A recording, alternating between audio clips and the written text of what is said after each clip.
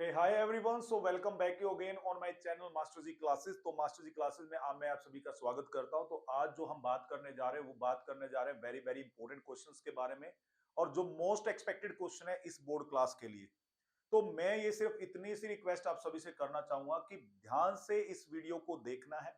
सारे जितने भी क्वेश्चंस है वो बड़े अच्छे ढंग से करने हैं। क्वेश्चन की स्टेटमेंट को समझना है। अगर आपको कोई भी डाउट आती है किसी भी टॉपिक में, किसी भी क्वेश्चंस में दोबारा समझने की आपकी चाहते हो कि मुझे दोबारा समझाया जाए, तो आप मुझे कमेंट बॉक्स में लिख के भेजिए। तो सारे के सारे क्वेश्चन जो हम पिछली वीडियोस में भी कर चुके हैं उनको ही साथ साथ हम जो कंटिन्यूएशन में वीडियो कर रहे हैं, तो मैंने आपको टारगेट दिया है कि इस वीडियो के हेल्प से आप 80 आउट ऑफ 80 के लिए जा सकते हो, आप 100% अपनी स्कोरिंग कर सकते हो। तो आपने ये वीडियो अच्छे ढंग से वॉच करनी है, कोई भी पार्ट आपने मिस नहीं करना है। मैं जानता हूं बहुत ही कम दिन रह गए हैं, बहुत ही मिनिमम डेज है आपके पास, तो पर इन मिनिमम डेज के अंदर भी अगर आप ये सारे क्वेश्चंस कर लेते हो तो आपके बेसिक्स बहुत अच्छे हो जाएंगे, कंसेप्ट बहुत अच्छा क्लियर हो जाएगा और आप बहुत अच्छे ढंग से अपने फाइनल बोर्ड एग्जाम के अंदर सारे के सारे क्वेश्चन कर पाओगे। तो मैं सिर्फ इतनी सी आपसे रिक्वेस्ट करूंगा कि वीडियो को लास्ट तक जरूर देखना है, कोई भी क्वेश्चन मिस नहीं करना है। कॉपी पेन लेके बैठ जाइए, कोई भी क्वेश्चन आपने छोड़ना नहीं है, सारे क्वेश्चन नोट करके रखने हैं, क्योंकि जो भी आपकी हॉलीडेज आएंगे ड्यूरिंग दिस हॉलीडेज आपने क्वेश्चन जरूर रिवाइज करके जाने हैं।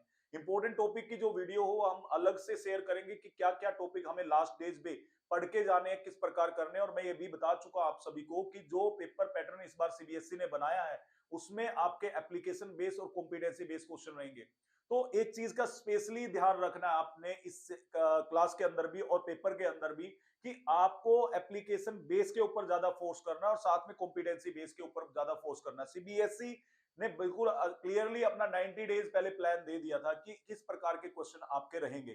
तो अगर आपकी अभी भी प्लानिंग नहीं हुई है, कोई भी दिक्कत आपको आ रही है, तो फिर आपको प्रॉब्लम हो जाएगी अपने स्कोरिंग करने के लिए। और साइंस एक स्कोरिंग सब्जेक्ट है, अगर आपके बेसिक्स बहुत अच्छे हैं तो आप बहुत अच्छे ढंग से क्लियरली आप 80 आउट ऑफ 80 के लिए जा सकते हो। देखिए, बिना एफर्ट पुट किए अगर आपका स्कोर कम आ रहा है तो मींस आप कोई कमी आ रही है। अगर एफर्ट आपने 100% लगा दिया तो फिर कम स्कोर आ रहा है, तो मींस कोई ना कोई आप में प्लानिंग में आपकी कमी होगी। बिना प्लानिंग के कोई भी चीजें आपकी सोल्व हो ही नहीं सकती।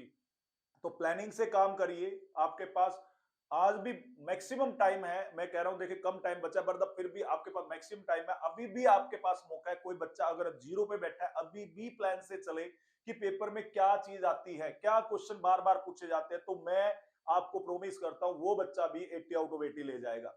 इस समय आपका सबसे पहले जरूरी है सेल्फ कॉन्फिडेंस, अपने आप पे विश्वास रखना, अपने आप का विश्वास बिल्कुल मत खोना। कोई तुम्हें कह दे कि आपका स्कोर नहीं आ सकता, उसको छोड़िए, उस बात को जीरो बना दो और प्रूव करके दे दो कि मैं स्कोर ले सकता हूं। और वो स्कोर आपका बिल्कुल आएगा, क्योंकि आप इस समय देख रहे हैं मास्टर जी क्लासेस। तो हम स्टार्ट कर रहे हैं हमारा फर्स्ट क्वेश्चन, और फर्स्ट क्वेश्चन हमारा आ रहा है आज बायोलॉजी से।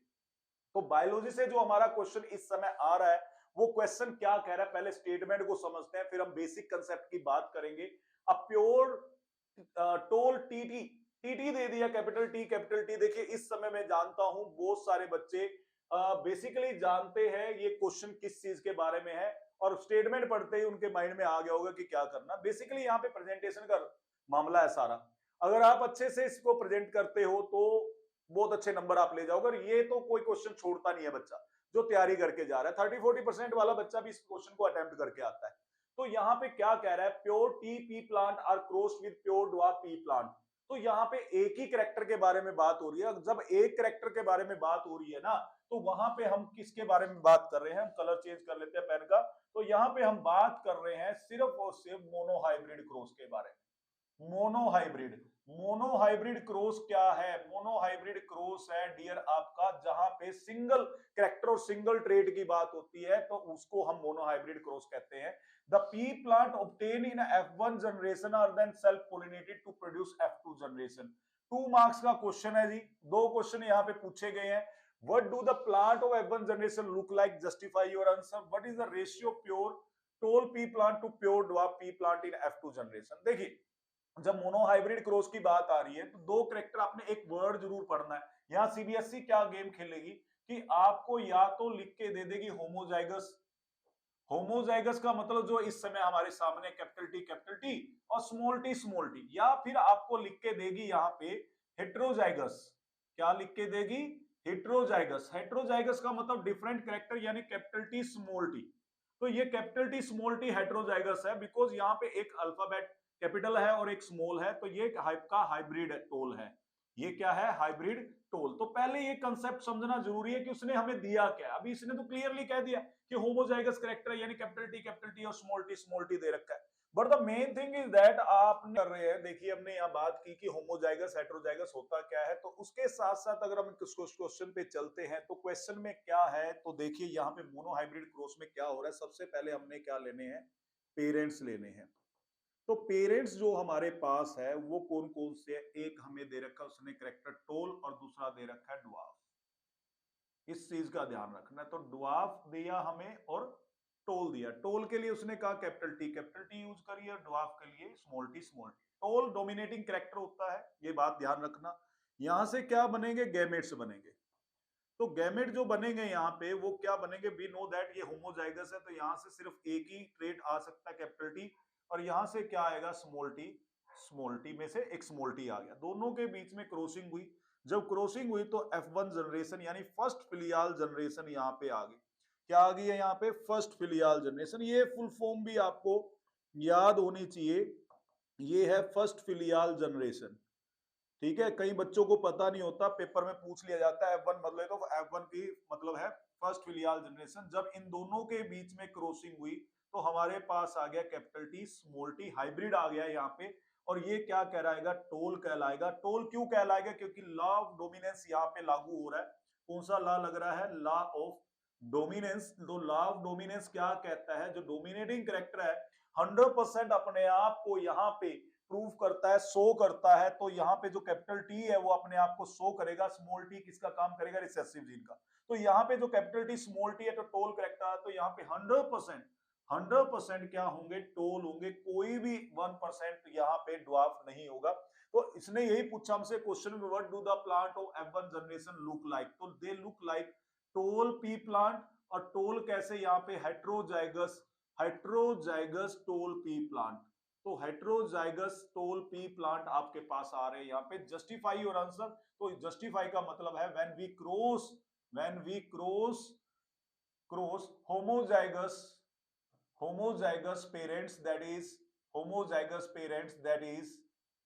is capital T with small t, then the dominating character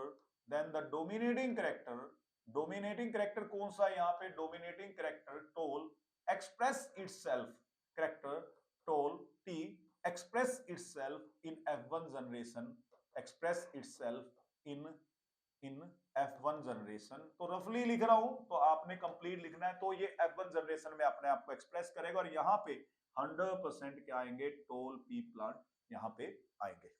ये हो गया आपका फर्स्ट का question. But the thing is that आपने पहले यहाँ पे इसको क्रॉसिंग दिखानी है, देन उसके बाद आपने आंसर्स लिखने हैं। तो प्रॉपरली है 2 नंबर का, but the thing is that presentation इस प्रकार हो जाएगी कि जो आपका चेरी ऑन अ केक जो कहते हैं वो हो जाएगी। तो प्लीज इस चीज को ध्यान रखना है। अब हमने यहाँ पे क्या करना है? सेल्फ क्रॉसिंग करनी है। क्या करनी है? Self crossing. तो सेल्फ क्रॉसिंग हमने की, ये हमने सेल्फ क्रॉसिंग कर रहे हैं। सेल्फ क्रॉसिंग किसकी कर रहे हैं हम? जो हमारे पास कैपिटल टी स्मॉल टी के बीच में जो हमारे पास F1 में ब्रीड आई थी, इसकी क्रॉसिंग करेंगे यहाँ पे। तो हमारे पास दो यहाँ पे कैरेक्टर आ जाएंगे, कैपिटल टी स्मॉल टी, और यहाँ भी हमारे पास क्या आ जाएगा? कैपिटल टी स्मॉल टी हमारे पास आ जाएगा। अब हमने यहाँ से क्या बनानी है? F2 जनरेशन बनानी है। तो मैं थोड़ा सा इसको इरेज कर देता हूं। तो हम इरेज करके यहाँ पे पुनेट स्क्वायर बनाएंगे। पुनेट स्क्वायर क्या होता है? जो हमें क्रॉसिंग दिखाता है डिफरेंट कैरेक्टर्स की, उसे पुनेट स्क्वायर कहते हैं। अब यहाँ पे मैंने पुनेट स्क्वायर बनाया फॉर आवर F2 जनरेशन। किस जनरेशन के लिए? सेकंड फिलियल जनरेशन के लिए, F2 के लिए। जब हम यहां बनाएंगे तो capital T with small T, यानी मैंने इसको पिक किया, पहले इसको पिक किया। अब थोड़ा कलर चेंज कर देता हूं साथ में, ताकि आपको क्लियरली नजर आए। ये कैपिटल टी स्मॉल टी, ये मैंने दिस वन पिक कर लिया यहाँ पे। तो ये मेरे पास आ गए। जब मैंने कैपिटल टी को कैपिटल टी के साथ क्रॉस किया, तो यहाँ पे जो कैपिटल कैरेक्टर है, कैपिटल कैरेक्टर वो पहले आएगा, ठीक है, और यहां पे मेरे पास दूसरी जगह से ये आ गया, ठीक है, तो मैं इसको थोड़ा सा ठीक कर देता हूं, ये हो गया कैपिटल टी। और यहां पे अगर हम देखें दूसरा जो करेक्टर है, दूसरा करेक्टर क्या आ रहा है हमारे पास, कैपिटल टी, और यहां से क्या आ गया हमारे पास, स्मॉल टी। तो ये हो गए। अब जरा दूसरी बात देखें तो ये हमारे पास ऊपर कैपिटल टी है ब्लैक वाला, तो हमने यहां से कैपिटल टी आया और यहां से हमारे पास क्या आया, स्मॉल टी आया। कभी भी आपने जो स्मॉल कैप है वो पहले नहीं लिखना है, आपने कैप्स को पहले लिखना है। अब यहां पे अगर देखें दोनों ही स्मॉल टी है, तो ये स्मॉल टी और यहां पे हमारे पास क्या आ गया, स्मॉल टी।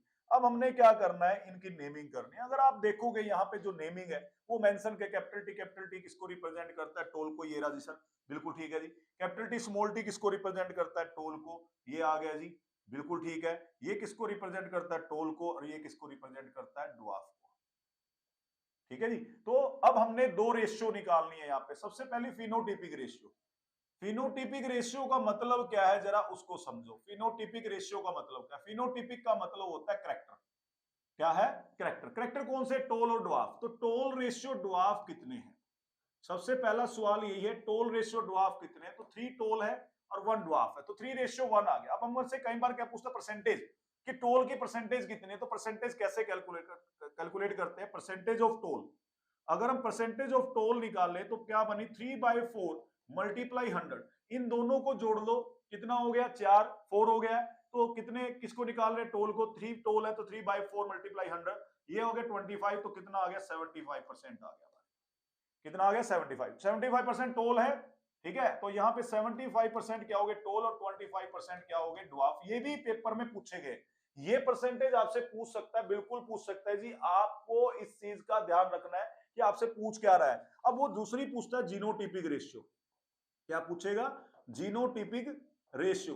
तो जीनोटिपिक रेशियो में क्या आएगा, कैपिटल टी कैपिटल यानी genes ratio, capital T small T कितने और स्मॉल टी कितने। तो कैपिटल टी कितना है, 1। कैपिटल टी स्मॉल टी कितने हैं, 2। और स्मॉल टी कितने हैं, 1। तो यहां पे क्या बन गई, 1:2:1। This is also a monohybrid cross ratio. तो this is all about your monohybrid cross की, किस प्रकार हम मोनोहाइब्रिड क्रॉस करते हैं। फटाफट इसको स्क्रीनशॉट ले लीजिए, मैं इसको और नीट एंड क्लीन आपके सामने अभी रिप्रेजेंट कर देता हूं। पहले इसका स्क्रीनशॉट ले लो, फिर हम बात करते हैं कि कैसे हम मोनोहाइब्रिड क्रॉस को रिप्रेजेंट करेंगे। चलिए जी, अगर देखिए इसको नीट एंड क्लीन अगर मैं आपके सामने मेंशन करूं तो सबसे पहले हमने क्या लिए, सबसे पहले हमने लिए जी पेरेंट्स। क्या लेंगे हम, पेरेंट्स ले लिया जी। पेरेंट्स क्रॉसिंग करनी है, दोनों के आंसर मैं आपके सामने रख दूंगा। तो हमने टोल लिया और ये लिया ड्वार्फ। समझ में तो आ गया होगा सबको। अब जरा नोट करने की बारी है। तो टोल आ गया, कैपिटल टी और स्मॉल टी। यहां पे हमने फिर क्या लिए, गैमेट। क्या बने, गैमेट्स बन गए जी। क्या गैमेट्स बने, कैपिटल टी से कैपिटल टी आ गया, स्मॉल टी से स्मॉल टी आ गया। क्रॉस कर दिया, दोनों में जब क्रॉसिंग हुई तो हमारे पास क्या आ गया, capital T small T. 100% toll आया। और ये कौन सा लॉ है, लॉ ऑफ डोमिनेंस। अब यहां पे हम क्या करेंगे, इनकी सेल्फ क्रॉसिंग। जस्ट मिनट, हम क्या करेंगे यहां पे, सेल्फ क्रॉसिंग करेंगे। क्या करेंगे, सेल्फ क्रॉसिंग। किसकी करेंगे सेल्फ क्रॉसिंग, जो हमारे पास F1 में आया है। दिस इज और F1 फर्स्ट फिलियल जनरेशन, ये वाली।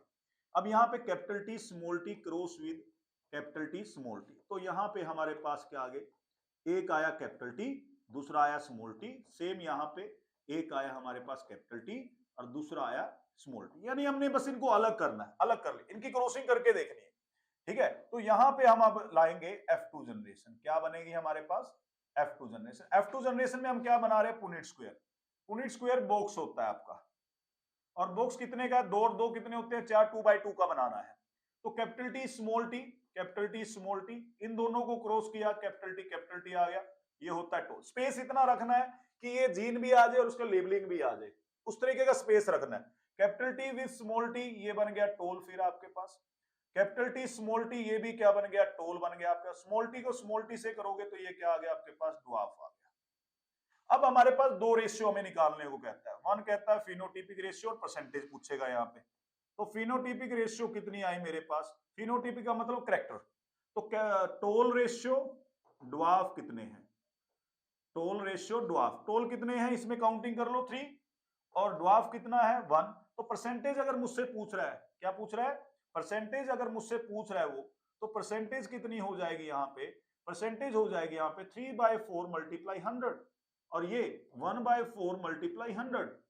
ठीक है, 4 क्यों किया, क्योंकि दोनों का टोटल कितना होता है 4 होता है, तो 3/4 कितना आ गया यहाँ पे 75% और यहाँ पे कितना आ गया 25%। दूसरी रेशियो जो हमसे पूछता है वो है जीनोटिपिक रेशियो। तो जीनोटिपिक को मैं थोड़ा ऊपर लिख देता हूं, जीनोटिपिक रेशियो। जीनोटिपिक का मतलब जीन्स, जीन्स क्या है यहाँ पे पेयर, पेयर क्या है capital T capital T capital T small T and small T small T. तो यहाँ पे कितने कैपिटल टी है, एक कैपिटल टी स्मॉल टी कितने हैं, एक और दो। यहाँ पे देखिए ये दो है हमारे पास डायगोनल में नजर आ रहे हैं, तो दो है। स्मॉल टी कितना है 1, 1:2:1। तो पेपर में आपसे या तो परसेंटेज पूछेगा या आपसे रेशियो पूछेगा या आपसे जीनोटिपिक रेशियो पूछ लेगा, फिनोटिपिक रेशियो पूछ लेगा। अब यहाँ पे what do the plant of generation look like, तो हेट्रोजाइगस टोल पी प्लांट की तरह नजर आते हैं। क्यों नजर आए, बिकॉज हमने यहाँ होमोजाइगस जो टोल और ड्वार्फ को क्रॉस किया था उनकी वजह से जो लास्ट में मुझे F1 जनरेशन मिले, मुझे हाइब्रिड 100% टोल पी प्लांट मिले। दूसरा क्या कहता है, what is the ratio pure tall pea plant to pure dwarf pea plant in F2 generation. तो रेशियो पूछी आपसे, तो रेशियो आपके सामने है, तो पहले आपने क्रॉसिंग करनी है, देन इनके आंसर लिखने। मैं कहता हूं 2 नंबर आपके कहीं नहीं जाएंगे, पर आपका क्वेश्चन इंप्रेशन 20 नंबर के बराबर, 5-10 नंबर के बराबर छोड़ जाएगा। तो 10 टाइम्स जब प्रेजेंटेशन आपकी अच्छी होगी तो नंबर भी आपके अच्छे बन जाएंगे। तो इसको फटाफट नोट कर लीजिए, फिर हम चलते हैं सेकंड क्वेश्चन पे और सेकंड क्वेश्चन देखते हैं हमारे किस सेक्शन से आ रहा है, उस क्वेश्चन की हम जरा बात करेंगे। तो फटाफट इसका स्क्रीनशॉट ले लेना है और हम चलते हैं फिर सेकंड क्वेश्चन पे। अगर हम सेकंड क्वेश्चन की बात करें, आई होप ये सबको समझ में आ गया होगा। तो हम सेकंड क्वेश्चन क्या है, why does carbon form a large number of compound, chemistry से आ गया जी।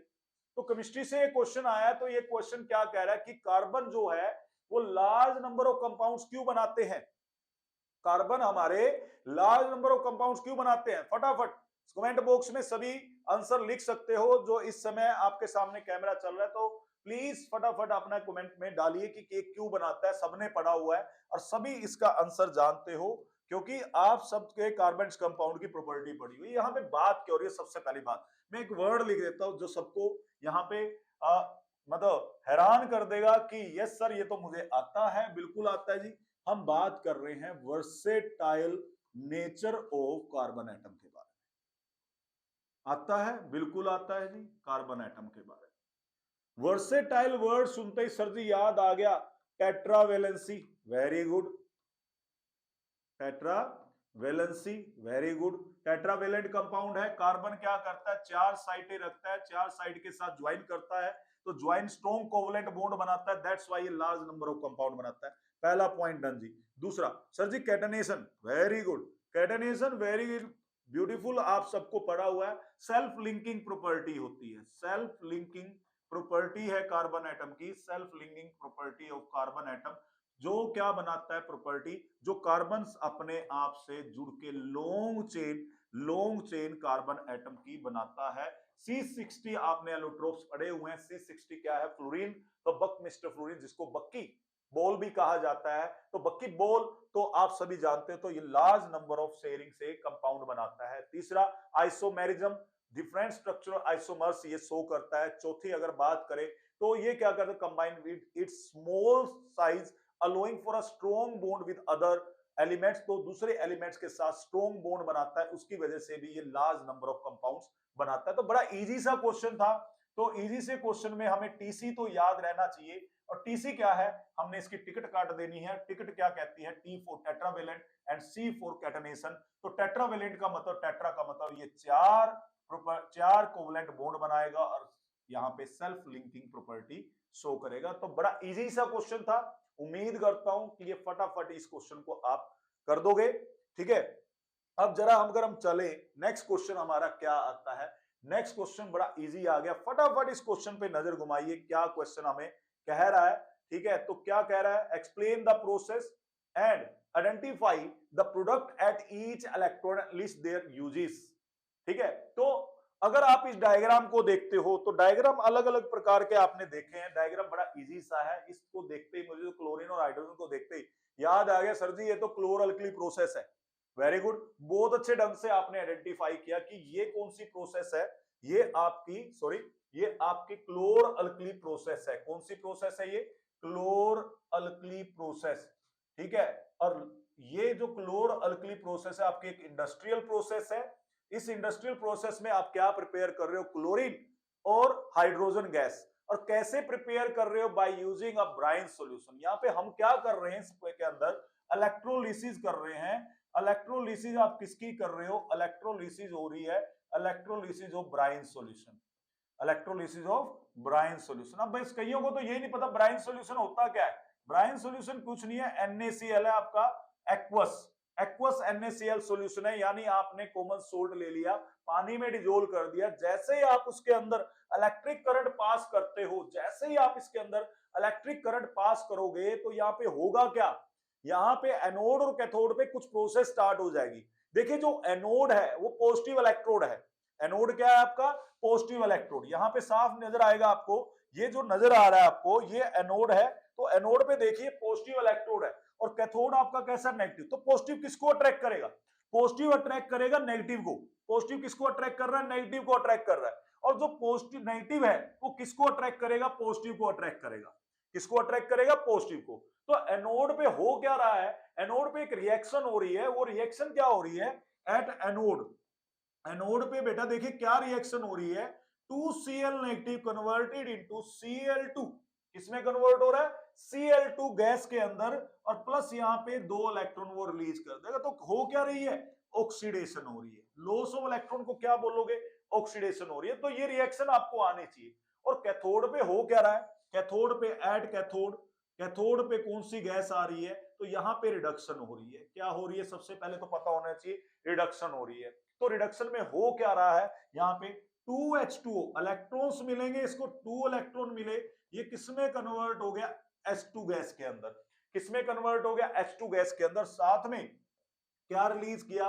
OH नेगेटिव रिलीज कर दिया। तो यहां पे अगर हम बात करें एनोड पे कौन सी गैस रिलीज हो रही है? क्लोरीन गैस रिलीज हो रही है। और कैथोड पे कौन सी गैस रिलीज हो रही है? हाइड्रोजन गैस रिलीज हो रही है। तो यहाँ पे जैसे ही ये चीज बनेगी एनोड पे तो क्लोरीन गैस रिलीज हो रही है और कैथोड पे कौन सी रिलीज हो रही है? Hydrogen gas. तो एक चीज का आपने बेसिक सा ध्यान रखना है कि ओवरऑल रिएक्शन मेरी क्या है। ओवरऑल रिएक्शन अगर बात करूं तो NaCl प्लस H2O डन है जी। इसमें क्या पास किया आपने? इलेक्ट्रिक करंट पास किया। क्या पास कर दिया? इलेक्ट्रिक करंट पास किया आपने। जैसे ही आपने इलेक्ट्रिक करंट पास किया यहां पे क्या बना? एक बेसिक सॉल्यूशन जिसे हम कास्टिक सोडा कहते हैं। साथ में एनोड पे क्या रिलीज हुई? क्लोरीन गैस रिलीज हुई। और कैथोड पे कौन सी गैस रिलीज हुई? हाइड्रोजन। तो दिस इज द रिएक्शन और the preparation of caustic soda. हम इसको प्रेपरेशन कह सकते हैं कि हमने क्या प्रिपेयर कर लिया? Prepare caustic soda. क्या प्रिपेयर किया आपने? कास्टिक सोडा प्रिपेयर किया by using this electrolytic method. तो यहाँ पे जो ये NaCl का आपने ब्राइन सॉल्यूशन लिया था तो उसके अंदर आपने इलेक्ट्रिक करंट पास किया तो आपके पास बना क्या? कास्टिक सोडा बन गया। पर यहाँ पे दो चीजें बन रही है, एक बेसिक आपके पास सारा क्लोर, और क्लोर ये आ गया और ये अल्कली बन गया। अल्कली होते क्या है? Those basic medium which are soluble in water. जो बेस पानी में घुल जाते हैं उन्हें हम क्या कहते हैं? अल्कली कहते हैं। यहाँ पे क्लोरीन और अल्कली दो चीजें बन रही है, that's why it is called a क्लोर alkali process. वापस क्वेश्चन पे आते हैं। क्वेश्चन पे आने से पहले जरा इस बेसिक कंसेप्ट को अच्छे से नोट कर लीजिए। और आई नो दैट कुछ चीजें आपके ऐड हो रही है इस समय, और वो चीजें क्या ऐड होनी चाहिए कि यहाँ पे 32% क्या बन रहा है? कास्टिक सोडा बन रहा है। यहाँ पे बाय मास देखें तो 30% वेट अप्रोक्सीमेट आ रहा है कास्टिक सोडा का यहाँ से। और डिप्लीटेड ब्राइन यहाँ से बाहर निकलता रहेगा और सैचुरेटेड ब्राइन हम यहाँ से इसके अंदर डालते चले जाएंगे। तो ये प्रोसेस कंटिन्यूअसली चलती रहती है। ये नहीं कि एक बार हमने बना दिया और एक बार बनाने के बाद दोबारा यहाँ पे कुछ भी नहीं बनेगा, ऐसा कुछ भी नहीं है। आप यहाँ पे कंटिन्यूअस, ये एक नॉन स्पॉन्टेनियस प्रोसेस है, ये भी याद रखना। मैं मेंशन कर देता हूं यहाँ पे, this is a non spontaneous process. Non spontaneous process जिसमें आपको बार बार इसमें रॉ मटेरियल डालना पड़ेगा। तो ये एक नॉन स्पॉन्टेनियस प्रोसेस है और लार्ज इंडस्ट्रियल प्रोसेस है जहां पे आप concentrated high concentration of chloride ions and the overall reaction जो है ऑक्सीजन गैस यहाँ पे आपको देखने की फॉर्मेशन देखने को भी मिलती है। पर यहाँ का बड़ा लिटिल बिट अमाउंट है कि हम यहाँ पे मेन प्रोडक्ट हम यहाँ पे क्या बना रहे हैं? कास्टिक सोडा बना रहे हैं। क्या बना रहे हैं? कास्टिक सोडा बना रहे हैं। तो वही चीज आपको यहाँ पे ध्यान रखनी। अब आ जाते हैं जरा जो क्वेश्चन उसने हमसे पूछा है, वो क्वेश्चन क्या पूछा है, फटाफट आप पहले तो इस चीज को नोट करिए। हम चलते हैं जरा, जो उसने एक चीज पूछी वो तो हमने मेंशन कर ही दी। अब जरा जो बात हमने करनी है कि सबसे पहले प्रोसेस कौन सी है, मेंशन कर दीजिए। ये प्रोसेस है हमारी क्लोर अल्कली प्रोसेस। पहला आंसर हमारा डन हो गया। ठीक है, क्लोर alkali process. Identify the product at each electrode, वही हमने किया। एट एनोड क्या हुआ, कौन सी रिएक्शन थी हमारी एनोड पे, यहाँ पे हो रही है ऑक्सीडेशन। क्या हो रही है? ऑक्सीडेशन। तो आपने यहाँ पे क्या लिया, 2Cl नेगेटिव लिया, तो आपके पास क्या बनी, क्लोरीन गैस प्लस 2 इलेक्ट्रॉन आपके पास से यहां से चले गए। और दूसरी इलेक्ट्रोड पे क्या हुई, एट कैथोड आपने कौन सी रिएक्शन की यहाँ पे, एट कैथोड, तो रिडक्शन आपने की है। यहाँ पे रिडक्शन में हुआ क्या, आपने H2O लिया, H2O में आपने 2 इलेक्ट्रॉन गेन कराए, तो जैसे इलेक्ट्रिक करंट इसके पास आया तो ये H2 गैस बन गया, साथ में OH नेगेटिव यहां से रिलीज हो गया। ओवरऑल जो रिएक्शन हुई यहाँ पे, ओवरऑल रिएक्शन हमारी क्या हुई, इस पेपर के अंदर लिख देंगे NaCl प्लस H2O। इस पे आपने क्या पास किया, इलेक्ट्रिक करंट पास किया। इलेक्ट्रिक करंट पास करते आपके पास क्या बना, caustic soda plus Cl2 gas plus H2 gas. तो ये भी क्लियर हो गया H2 गैस कहां रिलीज हो रही है, तो मैं इसको हाईलाइट कर देता हूं। और क्लोरीन गैस कहां रिलीज हो रही है वो भी मैं आपके सामने लिख चुका हूं। अब जरा जो हमसे पूछ रहा है अगला क्वेश्चन, लिस्ट देयर यूजेस, किसके यूज बताने हैं हमने जो हमारे पास बने हैं। तो हमारे पास तीन चीजें यहां बनी है इस क्लोर अल्कली प्रोसेस में, एक क्लोरीन गैस, एक कास्टिक सोडा और एक हाइड्रोजन गैस। तो हमें इसके यूज बताने हैं। तो अगर हम बात करें सबसे पहले क्लोरीन की, तो क्लोरीन कहां यूज होता है, वाटर प्यूरिफिकेशन एंड डिसइंफेक्शन के लिए। क्लोरीन कहां यूज होता है, वाटर प्यूरिफिकेशन और डिसइंफेक्शन के लिए। Manufacturing of plastic, manufacturing of plastic कौन सी, पीवीसी। पीवीसी बोले तो पॉलीविनाइल क्लोराइड। तो पीवीसी को फुल फॉर्म जरूर याद रखना। प्लास्टिक बनाने के लिए कौन सा यूज होता है, क्लोरीन गैस यूज होती है, पॉलीविनाइल क्लोराइड। ये प्लीज याद रखना वर्ड्स। तो यहां पे हम क्या यूज करें, क्लोराइड, क्लोराइड बोले तो क्लोरीन गैस का यूज हो रहा है। Cl2 गैस से हम प्रिपेयर कर रहे हैं क्या, प्लास्टिक। और कौन सी प्लास्टिक यूज कर रहे हैं, घर पे यूज होती है पीवीसी की पाइप्स आती है, पानी का जो हमारे टंकी में पानी जाता है, टंकी से पानी नीचे आता है, तो पीवीसी की पाइप हम यूज करते हैं। Production of bleach and hydrochloric acid, तो मैंने तीन यूज आपको बताए। पहला disinfection and purification of water. Number 2 मैंने आपको बताया कि हम क्या करते हैं, मैन्युफैक्चरिंग ऑफ प्लास्टिक। प्लास्टिक कौन सी, पीवीसी, और पीवीसी बोले तो पॉलीविनाइल क्लोराइड। और तीसरा यूज मैंने बताया production of bleach and hydrochloric acid. तो ये तीन यूज आपको याद रखने हैं। अब आ जाते हैं हाइड्रोजन गैस। हाइड्रोजन का गैस का नाम आते थे माइंड में आ जाना चाहिए rocket. As a fuel in rockets use किया जाता है। तो रॉकेट प्रोपेलेंट्स हम कह सकते हैं, रॉकेट प्रोपेलेंट्स के तौर पे यूज किया जाता है। रॉकेट प्रोपेलेंट, प्रोपेलेंट बोले तो फ्यूल, प्रोपेलेंट बोले तो फ्यूल। मैं ये सारी चीजें क्यों बता रहा हूं आपको, केस स्टडी भी तो आ सकती है भाई। तो केस स्टडी भी पूछी जा सकती है। तो रॉकेट प्रोपेलेंट और रॉकेट फ्यूल के तौर पे यूज की जाती है। मैन्युफैक्चरिंग ऑफ हाइड्रोक्लोरिक एसिड में भी हाइड्रोजन गैस यूज होती है।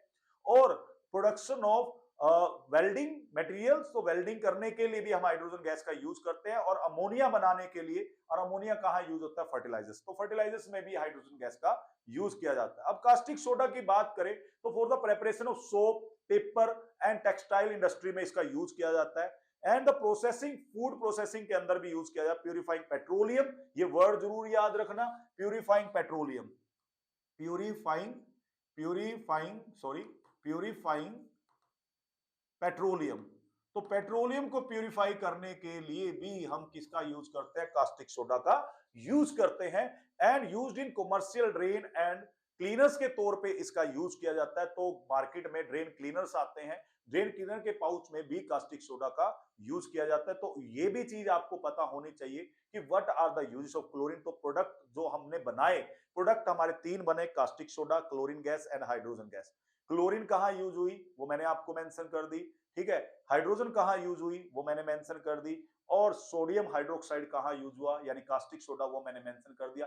अब क्वेश्चन अगर तुमसे पूछ ले ये कहां कहां कहां प्रोड्यूस होते हैं, तो क्लोरीन कहां प्रोड्यूस हो रही है, एनोड पे। और हाइड्रोजन कहां प्रोड्यूस हो रही है, कैथोड पे। और जो रिमेनिंग सॉल्यूशन है वो क्या है, हमारा कास्टिक सोडा। ये लाइनें प्लीज याद रखना, सिर्फ ये नहीं कि सर ने बोर्ड पे मेंशन किया है। तो जो चीजें मैं आपको समझा रहा हूं वो सारी की सारी चीजें आपने ध्यान रखनी है, एक एक चीज को नोट करना है, सुनना है। अगर आप ध्यान से सुनोगे सारी चीजों को तो मैं गारंटी लेता हूं आपकी कि आपके मार्क्स कहीं माइनस नहीं होने वाले। बिकॉज ये डेज आपके सिर्फ इस चीज के लिए नहीं है कि मैं सिर्फ रट्टा मार लूं, ये चीज ये भी है कि जो टॉपिक मेरा रहता है या कोई वर्ड्स रहते हैं वो मैं अच्छे से रिवाइज कर लूं। तो अगले क्वेश्चन पे जाने से पहले मैं आप सभी को कहूंगा इस चैनल को लाइक करिए, शेयर करिए, जिनको नीड है उनको शेयर जरूर करना है, और सब्सक्राइब करिए और अच्छे अच्छे कमेंट अपने मुझे शेयर करो कि जो कमेंट आपको अच्छे लगते हैं मुझे कमेंट वो करिए। नेक्स्ट क्वेश्चन आ रहा है, the marble statues are often slowly corrode when kept in open for a long time, give suitable reason.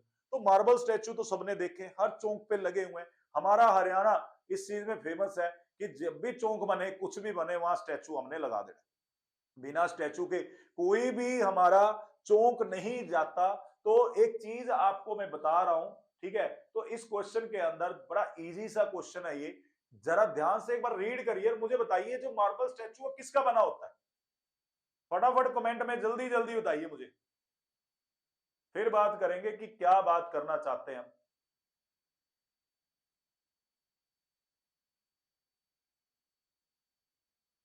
POP okay, POP का स्टैचू क्यों बनाएंगे हम? मार्बल है भाई, मार्बल।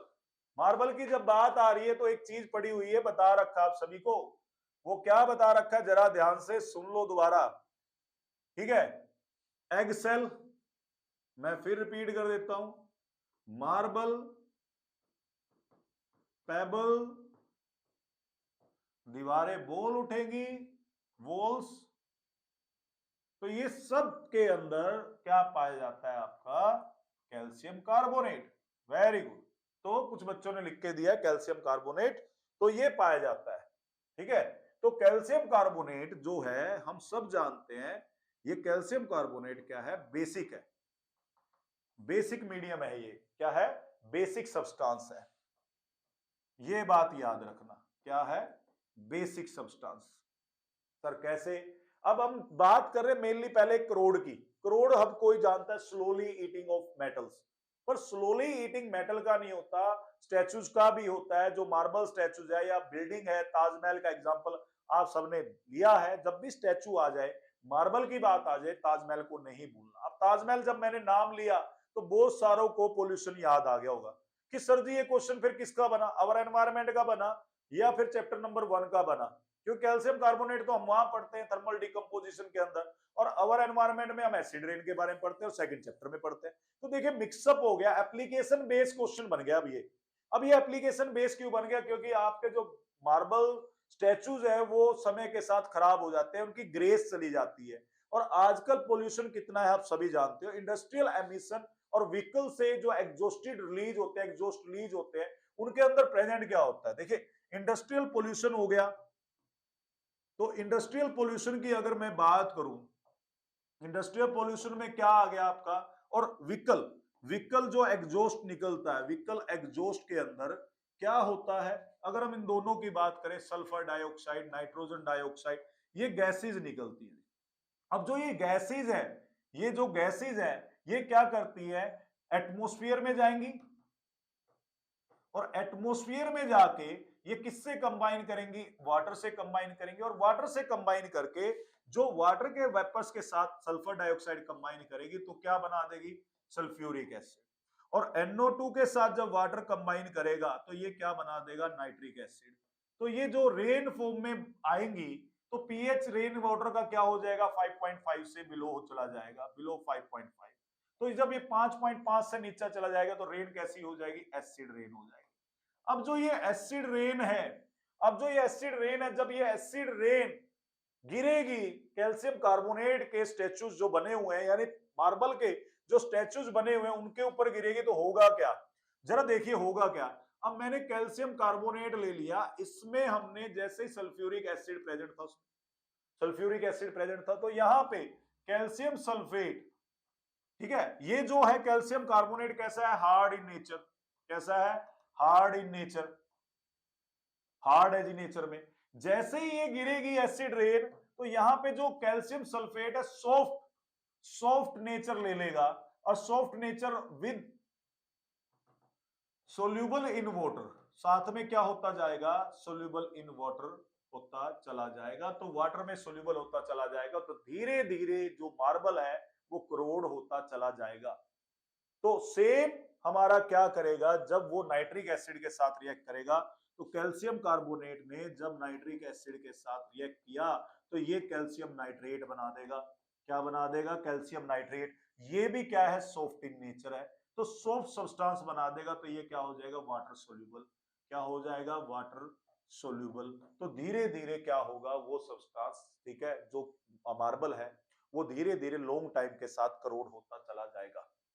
तो मैं एक बात यहां पे कहना चाहूंगा, सिंपल सा आंसर जो करना है आप लोगों ने tally, marble is primarily calcium carbonate, a basic substance which when comes in contact in the acid rain, that is sulphuric acid और नाइट्रिक एसिड के संपर्क में जब आता है, एसिड रेन के संपर्क में जब आता है, तो एक केमिकल रिएक्शन होती है। These chemical reactions are written there, calcium carbonate with sulphuric acid and calcium carbonate with nitric acid. तो कैल्शियम कार्बोनेट कैसी प्रॉपर्टी रखता है, हार्ड नेचर रखता है। जैसे ही एसिड रेन इसके ऊपर गिरेगी, it's converted into soft substance and soluble into water, and धीरे धीरे क्या होगा, स्लोली स्लोली वो धीरे धीरे पानी में डिजोल्व होता चला जाएगा। The process slowly dissolve the marble surface leading to the erosion and damage of statue and monument as seen with the Taj Mahal। तो हम ये भी आप साथ में लिख सकते हो, this process of slowly dissolves the marble surface leading to the corrosion and damage of statues and monuments like Taj Mahal। So please note it down all the points which are mentioned in this video. तो आप सभी ने ये सारी चीजें mention करनी है, मैंने सिर्फ समझाया आपको, आंसर आपने प्रॉपरली इसका मेंशन करना जो मैंने आपको बताया। The process slowly dissolve the marble surface leading to the erosion and damage of statues and monument as seen with the Taj Mahal. तो ये प्लीज याद रखना, इस साल का इंपॉर्टेंट क्वेश्चन है, पेपर में आने के पूरे पूरे चांसेस है। सो फिर अगेन कहूंगा, वीडियो को लाइक जरूर करें, कमेंट जरूर करें और ध्यान से एक एक क्वेश्चन को देखना। आई नो दैट, देखिए डिटेलिंग सारी दे रहा हूं, जितनी डिटेलिंग हो सकती है मेरे बच्चे के लिए वो जरूरी है, क्योंकि कोई भी चीज आपको पीछे नहीं पछाड़ सकती। कोशिशें करते रहना है और कोशिश करने वालों की हार कभी नहीं होती, ये बात ध्यान रखना। हमेशा पॉजिटिव रहना है, कभी भी नेगेटिव नहीं रहना, सोचना भी नहीं है। नेक्स्ट क्वेश्चन हमारा बायो का आ गया यहाँ पे। फिर से क्वेश्चन क्या कहता है, बड़ा इजी सा है, why is transpiration important for plants, leaves of a healthy potted plant were coated with vaseline, will this plant remain healthy for long, give reason for your answer. Okay जी, answer देंगे जी, बिल्कुल देंगे। क्या कह रहे हैं जरा सुनते हैं। व्हाई इज ट्रांसपीरेशन, जरा मार्कर चेंज कर लेते हैं। Okay, Why is transpiration important for plant? Transpiration जो होती है क्या होती है, सबसे पहले तो वो समझते हैं। ट्रांसपीरेशन क्रूशियल है प्लांट्स के लिए। देखिए, ट्रांसपीरेशन का मतलब है जो वाटर है वो नीचे से, रूट से ऊपर की तरफ आएगा स्टेम्स तक, ताकि फोटोसिंथेसिस प्रोसेस हो सके, पहली बात। दूसरा, यहां पे वही का help in the absorption and upward movement of water and mineral dissolve in it from roots to leaves, help in temperature regulation. तो यहाँ पे करने के लिए क्या कर रहे हैं हम, फोटोसिंथेसिस के लिए ये हेल्प करेगा, पहला पॉइंट। दूसरा, टेम्परेचर रेगुलेशन यानी कूलिंग करने में, लीव्स के कूलिंग करने में मदद करेगा। तो transpiration play a crucial role in plants. अब सेकंड क्वेश्चन क्या कहता है, सेकंड क्वेश्चन हमारा कह रहा है यहाँ पे कि अगर लीव्स को हम वैसलीन के साथ कोट कर दे। देखिए, लीव्स जो है वो आप सभी जानते हो, यहाँ पे जस्ट अ मिनट, लीव्स आप सभी जानते हो यहाँ पे कि लीव्स जो है वो बनी होती है, जो लीव्स है वो सारी की सारी जो बनी होती है, अगर लॉन्ग टाइम तक हम उसको कवर कर दे, उसमें स्मॉल जो पोर्स होते हैं लीव्स के अंदर, जो छोटे छोटे टाइनी पोर्स है जिनको हम स्टोमेटा कहते हैं, अपर एपिडर्मिस लोअर एपिडर्मिस में जो प्रेजेंट होते हैं, अगर हम देखें यहाँ पे, तो it will not gate oxygen for respiration. अगर मैंने किसी भी लीव को वैसलीन के साथ कवर कर दे तो वैसलीन एक लेयर बना लेगी और लेयर बना के क्या करेगी, उसमें ऑक्सीजन पास होने नहीं देगी। जैसे हम अपने स्किन पे वैसलीन लगा लेते हैं, सर्दियों का टाइम है, तो वैसलीन लगा लिया तो बड़ी चमक सी आ जाती है, सारा दिन हाथ जो है वो बड़े फेयर रहते हैं, ड्राइनेस नहीं कोज होती, बिकॉज यहाँ पे हम क्या कर रहे हैं, एयर को कट कर रहे हैं। तो it will not gate carbon dioxide for photosynthesis, ना तो उसको ऑक्सीजन मिलेगी, ना तो ऑक्सीजन नहीं पास कर पाएगा ऑक्सीजन को, यानी फोटोसिंथेसिस जो प्रोडक्ट बना है उसको पास नहीं होने देगा यहाँ पे। दूसरा, यहां पे कार्बन डाइऑक्साइड को एब्जॉर्ब नहीं कर पाएगा। Upward movement of water and mineral would be hampered due to the lack of oxygen. तो ऑक्सीजन की कमी के कारण क्या होगा, फोटोसिंथेसिस प्रोसेस ही नहीं हो रही है, और अगर फोटोसिंथेसिस प्रोसेस ही नहीं हो रही है तो अपवर्ड मूवमेंट ऑफ वाटर नहीं होगी, तो वो प्रोसेस जो ट्रांसपिरेशन की जो प्रोसेस है वो भी रुक जाएगी। तो it hampered a plant very very very very load. तो बड़े गंदे तरीके से प्लांट को, बड़े उसकी लाइफ को ये क्या करेगा, अफेक्ट करेगा। तो अगेन मैं ये कहना चाहूंगा, इन क्वेश्चंस को ध्यान से अच्छे से पढ़ना है, समझना है, एक भी क्वेश्चन आपने छोड़ना नहीं है। तो फटाफट इस क्वेश्चन को ध्यान से आपने नोट करना है, तो जल्दी जल्दी इसके आंसर्स नोट करिए फटाफट। ओके, देन उसके बाद ये सेकंड आंसर जो, इसको भी फटाफट नोट करिए, और फिर हम चलते हैं नेक्स्ट पार्ट पे और उसके बारे में बात करेंगे। अब हमारा नेक्स्ट क्वेश्चन है फिजिक्स के ऊपर आया है। तो क्या क्वेश्चन आया है, draw a schematic diagram of circuit consisting of a battery of 3 cells of 2 volt each, a combination of 3 resistor 10 ohm, 20 ohm, 30 ohm connected in parallel, a plug key and ammeter all connected in series. Use this circuit to find the value of the following. इस साल का very very important question, देखिए value change होगी, but the thing is that series parallel का numerical कोई साल miss नहीं करता। तो ये क्वेश्चन आने के पूरे पूरे चांसेस हैं। अगर ये क्वेश्चन नहीं आता है, अबव एवरेज क्वेश्चन आएगा, तो मैं वो भी आपको इन वीडियोस में करवाऊंगा। वो क्वेश्चन भी आपने छोड़ने नहीं है कि किस प्रकार के इलेक्ट्रिसिटी से क्वेश्चन इसके अगेंस्ट आ सकते हैं कि पेपर टफ आ गया। पेपर टफ नहीं होगा, तो पेपर टफ तब होता है जब हम क्वेश्चंस करके नहीं जाते। अगर मैंने क्वेश्चन वो कर लिया तो पेपर टफ बिल्कुल भी नहीं होगा, और मैं इसकी गारंटी देता हूं पेपर टफ बिल्कुल भी नहीं होने देंगे, क्योंकि हम लगे पड़े हैं इस समय बिल्कुल एक एक बात को पिक करने में कि क्या सीबीएसई पेपर में दे सकता है हमें, और वो क्वेश्चंस में ही वही मैं क्वेश्चंस आप सभी को करवाता जा रहा हूं। और ये क्वेश्चन आपने बिल्कुल भी नहीं छोड़ने। इस समय आपने 100% मेरे चैनल को फॉलो करना है, और फॉलो जब करोगे तो एक एक क्वेश्चन आपके सामने आ जाएगा। यहां पे हमें एक तो कह रहा है डायग्राम बना के दिखाइए, बना देंगे जी। कह रहा है कि जो बैटरी है 3 सेल की है, 2 वोल्ट ईच, यानी 6 वोल्ट, तो यही हो गया हमारे पास। 6 वोल्ट कैसे हो गया, 3 सेल है 2 वोल्ट की, तो 3 मल्टीप्लाई 2 कितना हो गया, 6 वोल्ट हो गया। ओके जी, बैटरी आ गई 6 वोल्ट की। Combination of 3 resistors, combination of 3 resistors of 10, 20 and 30, जो किसमें कनेक्टेड है, पैरेलल में। A plug key and an ammeter, all connected in series, सबको कनेक्टेड किसमें करना है, सीरीज में कनेक्ट करना है। अगर हम इस क्वेश्चन को लें, देखिए स्टेटमेंट आपके सबके सामने आ गई।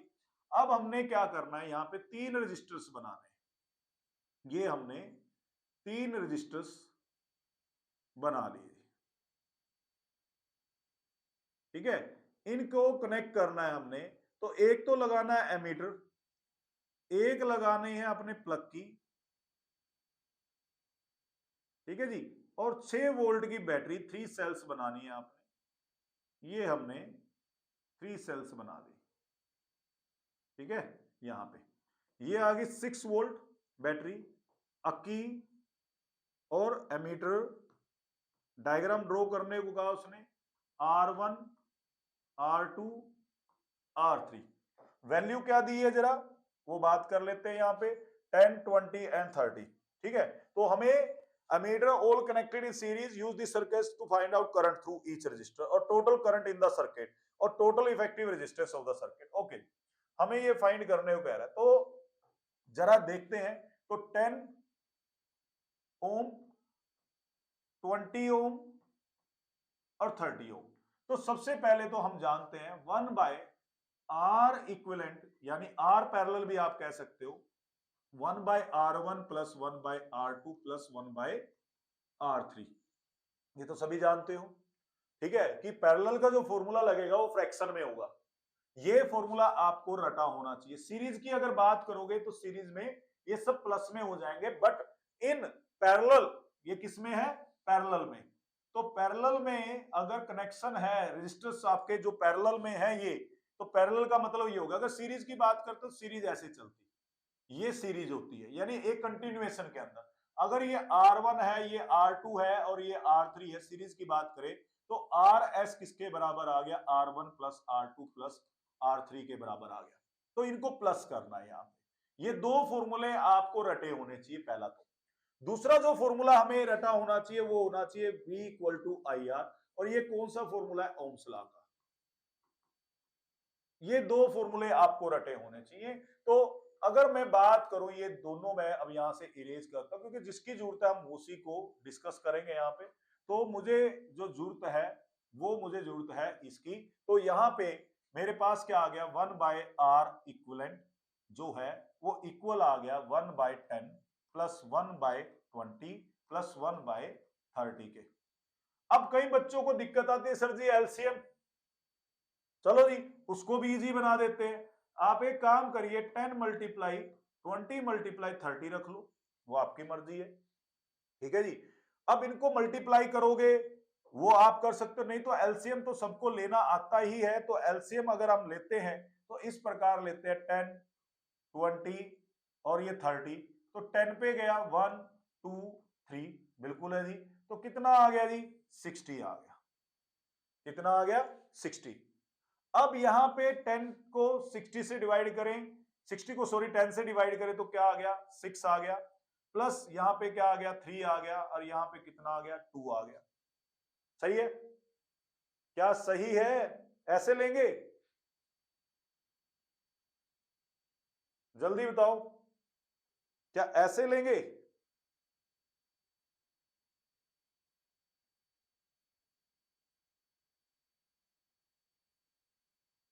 क्या ऐसे लेंगे, क्या जल्दी बोलो, नहीं तो कैसे लेंगे फिर,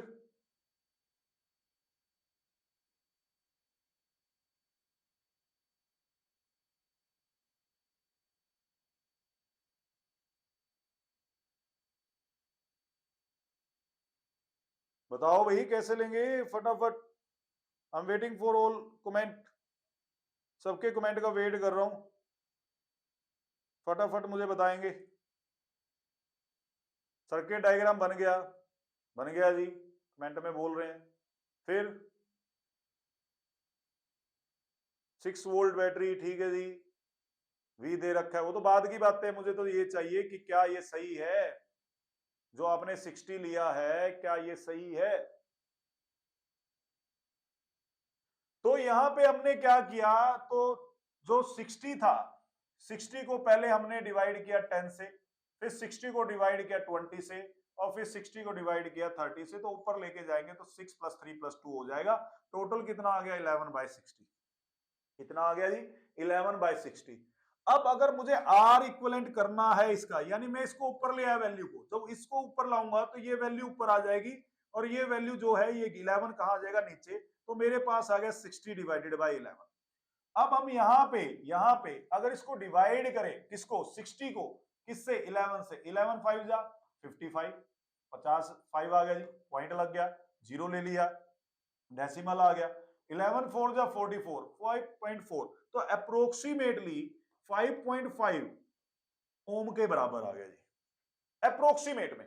मैंने क्या वर्ड यूज किया, जो ये साइन बनाया है ये अप्रोक्सीमेट का बनाया है, तो ये आ गया जी मेरे पास, तो बिल्कुल सही जा रहा है। अब जरा हमने क्या निकालना है, हमें कह रहा है ये तो आ गया मेरे पास आर इक्विवेलेंट निकल के, डन है जी। यहाँ पे दूसरा मुझे क्या करने को कह रहा है कि आपने यहाँ पे क्या कैलकुलेट करना है, ये तो एक सम हो गया मेरा, कि मेरे को निकालना था यहाँ पे total effective resistance of the circuit, ये तो टोटल इफेक्टिव रेजिस्टेंस मैंने निकाल दी। अब मुझे किसका कैलकुलेट करने का है, calculate current through each resistor, हर रजिस्टर में करंट कितना है वो कैलकुलेट करना है जी। चलो जी वो भी बात करते हैं, पहले इसको नोट करो, यहाँ पे आपने क्या निकालना है, टोटल इफेक्टिव रेजिस्टेंस, यानी हमें उल्टा चले हैं, लास्ट वाला पार्ट पहले पिक कर लिया है। तो लास्ट वाला पार्ट क्यों पिक किया, अभी आपको समझ में आएगा कि हमने क्यों पिक किया। यहाँ पे सब निकालना, calculate current through each register. तो मैं इसको थोड़ा सा इरेज करता हूं, तो इरेज अगर हम इसको करें, नोट कर लिया होगा आप सभी ने, तो इरेज करके हम चलते हैं सेकंड पार्ट पे, जो उसने कहा पीछे से कि आपने यहां से क्या निकालना है, total current through each register. तो हर रजिस्टर में करंट कितना आ रहा है, तो सबसे पहले हम निकालेंगे I1।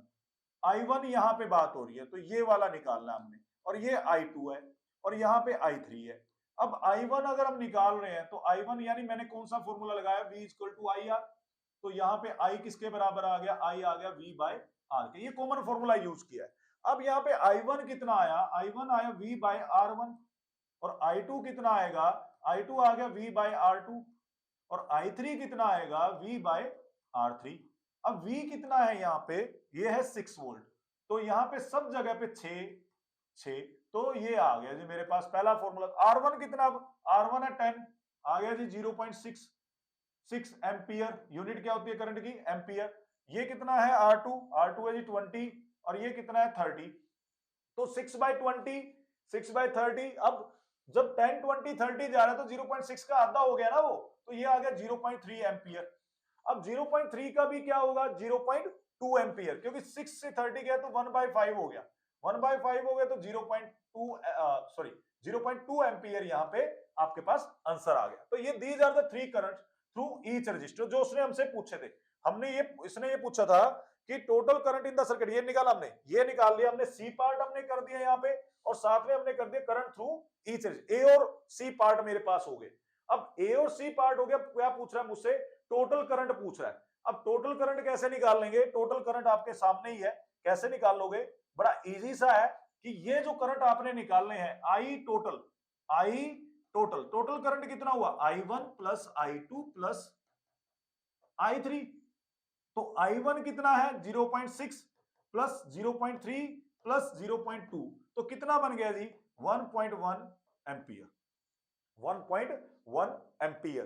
तो मेरे पास क्या क्या निकल के आ गया, यहाँ पे मेरे पास निकल गया है आर इक्विवेलेंट जो मैंने निकाला, तो आर इक्विवेलेंट कितना था, अप्रोक्सीमेट 5.5 ओम के बराबर, ये था मेरे पास अप्रोक्सीमेट, ठीक है। और फिर मैंने निकाला I1 कितना आया 0.6 एम्पियर, और I2 कितना आया 0.3 एम्पियर, और I3 मेरे पास कितना आ गया 0.2 एम्पियर, और I टोटल कितना आया, I टोटल आया 1.1 ampere. These are the answers. तो इस प्रकार आपने इस न्यूमेरिकल को करना है। तो बड़ा इजी सा न्यूमेरिकल है। मुश्किल किसने बनाया, मुश्किल बनाया कि जिस बच्चे ने फॉर्मूला शीट नहीं बनाई, जिसने स्टेटमेंट को ढंग से नहीं पढ़ा, उसने बनाया जी इस न्यूमेरिकल को डिफिकल्ट। मैं फिर कहता हूं इस न्यूमेरिकल में करना क्या है, मैं बड़ा इजीली इसको अगर बनाऊं अभी भी दोबारा, तो कैसे हम कर रहे थे, कई बच्चों को नहीं समझ में आता, तो मैं दोबारा इसको बड़ा नीट एंड क्लीन बना देता हूं कि हमने पहले यहां पे पैरेलल में सर्किट बनाया, जो उसने हमें मेंशन किया, ये मैंने सर्किट ड्रॉ किया पैरेलल में, 3 रजिस्टर्स को जोड़ दिया जी, ठीक है। वो मुझे क्या कह रहा है साथ में कि यहां पे आपने क्या लगाना है, एक आपने एमीटर लगाना है, तो ये मैंने एमीटर लगा दी, इधर लगा लो चाहे उधर लगा लो, ये मैंने एमीटर। फिर उसने कहा 3 cell battery 2 volt each, 2 volt each, ये दिखानी पड़ेगी आपको, तो ये होगी टोटल 6 वोल्ट की बैटरी, ठीक है। ये R1 है 10 ओम, ये R2 है 20 ओम, और ये R3 है, और R3 है 30 ओम, यही दे रखा स्टेटमेंट में, ठीक है जी। तो हमने पहला पार्ट निकाला C, हम C को कैलकुलेट करने बैठ गए। C में क्या था, मेरे फॉर्मूला शीट थी, R इक्विवेलेंट पूछ रहा है मुझसे, यानी पैरेलल का पूछ रहा है, 1/R1 plus 1/R2 plus 1/R3, और यहां पे 1/R इक्विवेलेंट किसके बराबर आ गया, 1/10 प्लस 1/20 प्लस 1/30। इन तीनों का जब मैंने एलसीएम लिया तो मेरे पास एलसीएम आ गया 60। 60 को जब 10 से डिवाइड किया तो 6, 20 से डिवाइड किया 3, और 30 से डिवाइड किया 2, तो ये आ गया 11/60। अब जब मैंने R को ऊपर लेके गया तो 60 कहां चला गया, ऊपर चला गया, और 11 कहां आ गया, नीचे, तो ये अप्रोक्सीमेट मेरे पास 5.5 एम्पियर के बराबर आ गया। उसके बाद मैंने किया ए पार्ट क्या कहता है, करंट निकालिए ईच रजिस्टर में, I1 equal to V bye R1, तो V कितना है 6, ये रहा जी, ये मेरे पास V दे रखा है 6 वोल्ट, तो 6 डिवाइडेड बाय 10, ये तो इजी सा था 0.6 एम्पियर। फिर मैंने निकाला I2, तो I2 आ गया V बाय R2, तो ये मेरे पास कितना आ गया, यहाँ पे 20 दे रखा है, तो 6/20, तो ये मेरे पास आ गया 0.3 एम्पियर। उसके बाद मैंने निकाला I3, तो ये आ गया v बाई r3। तो ये मेरे पास कितना बना यहाँ पे, ये बन गया मेरे पास 6 डिवाइडेड बाय 30। तो 6 से 30 गया तो 1 डिवाइडेड बाय 5, तो 1 डिवाइडेड बाय 5 हुआ तो 0.2 एम्पियर। उसके बाद हमने किया बी पार्ट। बी में क्या पूछ रहा, आई टोटल। तो आई टोटल पूछ रहा है, तो आई टोटल जब तक I1 I2 नहीं निकालूंगा मैं कैसे बता दूं। तो ये थोड़े से पार्ट आगे पीछे हैं। तो I1 कितना आया 0.6, 0.3 एंड 0.2, तीनों को टोटल किया तो 1.1 एम्पियर मेरे पास आ गया। This is all about this numerical. तो कितने मिनट लगे, 2 मिनट से ज्यादा नहीं लगेगा अगर मैं प्रैक्टिस करके आता हूं। और जनरली क्या यूज किया यहां पे मैंने, सीरीज पैरेलल की जो फॉर्मूला की सीट बनाई थी मैंने, सीरीज फॉर्मूला क्या कहता है, R S equal to R1 plus R2 plus R3, और पैरेलल क्या कहता है, 1 by R P equal to 1/R1 plus 1/R2 plus 1/R3। और ओम्स लॉ क्या कहता है, V equal to I R. वीर एक ही था हमारा, वो था ओम। ओम्स लॉ पे न्यूमेरिकल बनता है, किसी प्रकार से वो दे दे। तो ये सारी चीजें आपको करनी आनी चाहिए। अगर आपको आ गई माय डियर, फिर आपको कोई भी दिक्कत नहीं आने वाली। तो मैं अगेन आपको कहूंगा, प्लीज लाइक शेयर जरूर करें, मैक्सिमम से मैक्सिमम शेयर जरूर करें, और अच्छे अच्छे गुडी गुडी कमेंट्स जरूर डालें। अगर कोई चीज आपको अच्छी ना लगी हो तो वो भी जरूर भेजें। But the thing is that, अगर आपके लिए ही ये सारी चीजें, मेरा कोई इसमें कोई मतलब वो नहीं है कि मैं अपने व्यूज के लिए आपको कह रहा हूं। तो बेसिक सी चीजें हैं कि आपने अपने लिए कुछ करना। मैं आपके पेपर में नहीं बैठ सकता, but the thing is that अगर मैं 1% भी आपके पेपर में कंट्रीब्यूट कर पाया बाय यूजिंग दिस वीडियो, तो मैं समझूंगा कि मेरा जो चैनल है वो सक्सेस हो गया। किसी बच्चे की अगर मदद कर पाए, वो सबसे बढ़िया काम होता है। बिकॉज कहीं ना कहीं बच्चा कुछ ना कुछ एक फील कर जाता है कि यार पेपर में क्या आएगा, मुझे तो पता ही नहीं, पूरा साल मेरा ऐसे ही गुजर गया क्योंकि मेरे नंबर बड़े कम आए। वो कहीं ना कहीं डिप्रेशन में चला जाता है, स्ट्रेस में आ जाता है कि मैं नंबर कैसे स्कोर करूंगा। अगर आप एक एक चीज को सुन रहे हो, तो और एक एक चीज को फॉलो कर रहे हो, और डेली प्रैक्टिस में जुटे हुए हो, जो भी मैं यहाँ पे करवा रहा हूँ, तो आपका स्कोर बहुत अच्छा चला जाएगा। देखिए सेम डिट्टो कहीं नहीं आती है चीजें, but the thing is that यहाँ पे सीरीज पैरेलल पे या ओम्स लॉ का combination, series with Ohm and parallel with Ohm, ये हमेशा न्यूमेरिकल आपका एक बनता ही बनता है, चांसेस है आने के। तो वही न्यूमेरिकल, वही थ्योरी मैं आपको करवा रहा हूं। तो इसको फटाफट जल्दी से नोट करें। जो चीज जरूरी है मैं जो चीज जरूरी नहीं है मैं उसको, वैसे सारी चीजें जरूरी है, जो अभी इस न्यूमेरिकल के लिए जरूरी नहीं है मैं उसको इरेज कर देता हूं। और अच्छे से इस न्यूमेरिकल को नोट कर लो बड़ा फटाफट, ठीक है। कुछ अटक गया है तो यहाँ पे लिख देते हैं, दिस इज द पार्ट। तो अच्छे से इस न्यूमेरिकल को करना है।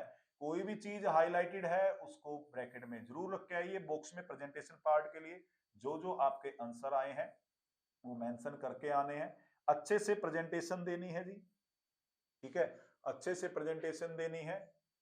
ये आपका सर्किट डायग्राम है, तो ये सर्किट डायग्राम प्रॉपरली बना के आना है आपने। जो उसने पूछा, एक चीज यहाँ पे मिसिंग रह गई हमारी, की भी तो बोली थी उसने, तो की जो बोली है हम यहाँ पे थोड़ा सा बना देते हैं, बना के शो कर देते हैं। तो ये की आ गई है यहाँ पे, तो ये की भी तो बोली थी, तो ये की आ गई हमारे पास यहाँ पे।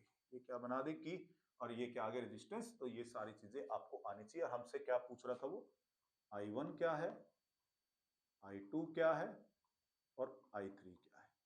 ओके, तो ये सारी चीजें अच्छे से नोट कर लेनी है। कोई भी दिक्कत आती है, कोई भी प्रॉब्लम आती है, कोई टॉपिक आप समझना चाहते हो, कमेंट बॉक्स में डाल के मुझे भेज देना, वो टॉपिक हम डिस्कस कर लेंगे जी, ठीक है। तो फटाफट इसको नोट करें, और फिर हम बात करेंगे नेक्स्ट क्वेश्चन की। फटाफट इसको नोट करके अच्छे से, नेक्स्ट क्वेश्चन हमारा क्या है, फिजिक्स का ही है, न्यूमेरिकल है। तो न्यूमेरिकल देखिए रेजिस्टेंस पे ही आ रहे हैं, तो किस प्रकार का रेजिस्टेंस पे न्यूमेरिकल रहेगा। अगर आप यही सारी चीजें प्रैक्टिस कर रहे हो तो ये न्यूमेरिकल बड़ा इजी है। क्यों इजी है जरा बताता हूं, थोड़ा सा मैथ लगेगा, बट चीज को रट लोगे, यार ऐसा न्यूमेरिकल आएगा, ये चीज होगी, तो मैं कहता हूं डन हो जाएगा, बिल्कुल डन हो जाएगा। कोई दिक्कत नहीं आने वाली इस न्यूमेरिकल में। दिक्कत तब आएगी जब आप सुन नहीं रहे। तो बड़ा जल्दी जल्दी नहीं करूंगा, बड़ा आराम से करूंगा, सुनते जाना क्या बात को फॉलो कर रहा हूं, तो वो जरा सुन लेनी है आपने। तो देखिए यहां पे फॉलो क्या कर रहा हूं बात को, सबसे पहले हम क्या लिखेंगे, गिवन लिखेंगे। गिवन क्या है जी, फॉर्मूला सीट तो मेरे पास है ही है। फॉर्मूला सीट में मेरे पास क्या लिखा पड़ा है, जरा बना देते हैं जी फटाफट। मेरे पास लिखा V equal to I R, okay, R S equal to R1 plus R2 plus so on करता जाऊंगा जी। फिर लिखा पड़ा सर जी आरपी, कैसा है आरपी, आरपी का जरा ठीक कर देते हैं, फिर मैं कर देता हूं आर एस के according 1 by RP equal to 1 by R1, अभी करके हटे हैं न्यूमेरिकल सर जी, तो ये तो मुझे आता है, ओके ये भी डन है। फिर सर जी मुझे आता है यहाँ पे V equal to I R हो गया, एक आता है R equal to rho L by A, और area equal to pi R square, ये भी आता है सर जी। आर को छोटा कर लेते हैं क्योंकि कैपिटल आर हम रेजिस्टेंस के लिए, आर के रेडियस के लिए। अब मेन पंगा किसको होता है, मेन पंगा उस बच्चे को होता है कि जो इन सिंबल को नहीं जानता, जो इन सिंबल को नहीं जानता उसको दिक्कत होती है। सर जी आर कौन है, आर कौन है, रेजिस्टेंस है सबसे पहली बात तो। आई कौन है, करंट है। वी कौन है, वोल्टेज पोटेंशियल डिफरेंस। यूनिट भी लिख लो इनकी, यूनिट से भी आप आइडेंटिफाई कर सकते हो कि स्टेटमेंट में क्या दिया, एम्पियर है, वोल्ट है, ठीक है। एल क्या है, लेंथ है, क्रॉस सेक्शनल एरिया, ए हो गया एरिया, क्रॉस सेक्शनल एरिया, ठीक है। आर क्या है, रेडियस है, ठीक है। पाई क्या है, वैल्यू सबको पता, 22 डिवाइडेड बाय 7। अगर आप ये सिंबल अच्छे से कर देते हो, मैं कहता हूं ये न्यूमेरिकल हो गया आपका, न्यूमेरिकल हो गया जी। मुझे स्टेटमेंट से कोई ज्यादा लेना देना नहीं है, मैं तो वैल्यू छाड़ लूंगा, वैल्यू छाड़ ली, मेरा न्यूमेरिकल डन हो गया। तो न्यूमेरिकल करना ही चाह रहे हो, अगर न्यूमेरिकल में स्कोर करना चाह रहे हो तो कोई जरूरी थोड़ी है कि आपने सिर पे बिठा लिया कि इस चीज को करेंगे। स्मार्टली कर लो भाई, दो ही तो काम है, हार्ड वर्क या स्मार्ट वर्क, तो स्मार्टली जाओ ना।